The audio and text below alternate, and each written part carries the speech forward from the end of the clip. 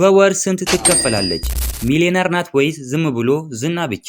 ዛሬ የኢትዮጵያ ንግስት ስለተባለችው ሃይሚ ገቢ መረጃዎችን ይዘንላችሁ መጥተናል። መጨረሻ ላይ የምነግራችሁ ቁጥር ግን ጭንቅላታችሁን ሊያስይዛችሁ ይችላል። እስከ መጨረሻው አብራችሁን ቆዩ። ሰላም ጤና ይስጥልኝ ቤተሰቦች። ዛሬ ሁላችሁም የምትወዷትና የምታውቋት ዩቲዩበር ሃይሚ ከቪዲዮቿ ምን ያህል ብር ታገኛለች የሚለውን በዝርዝር እናያለን።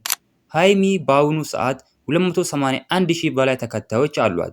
ቪዲዮዎቿ በአማካይ በቀን በ10 ሺዎች የሚቆጠሩ እይታዎች ወይም ቪዎችን ያገኛሉ። ነገር ግን ዩቲዩብ የሚከፍለው ለሰብስክራይበር ሳይሆን ለቪዲዮ እይታ እንደሆነ ያውቃሉ? የዩቲዩብ ክፍያ እንደ ሀገሩ ይለያያል።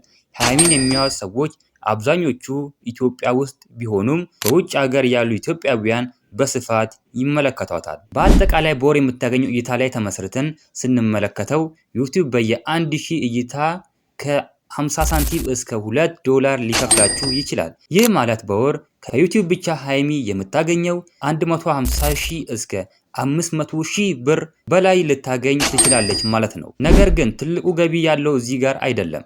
ሃይሚ እንደሷ አይነት ትልቅ ተከታይ ስላላት የተለያዩ ድርጅቶች ማስታወቂያ ያሰሯታል። የተለያዩ የውበት መጠበቂያዎች፣ አልባሳትና የንግድ ድርጅቶች በቪዲዮቿ መሃል እንዲጠቀሱ ያደርጋሉ።